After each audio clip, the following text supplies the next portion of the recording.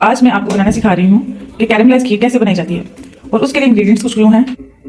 1 bowl खीर, थोड़ा सा पानी, 1 कप चीनी, 2 चम्मच बादाम, 2 चम्मच अखरोट, 2 चम्मच पिसा हुआ खोपरा, 2 चम्मच कटा हुआ खोपरा। एक बात आपको बहुत ज़्यादा अच्छी तरह से जानना होगी कि जब हम इसमें पानी डाल देंगे और उसके बाद आपने इसको बिल्कुल भी नहीं हिलाना। ये कैरेमलाइज होना शुरू हो जाएगी, बबल आना शुरू हो जाएगी, उसके बाद आप इसको हाथ लगाएंगे।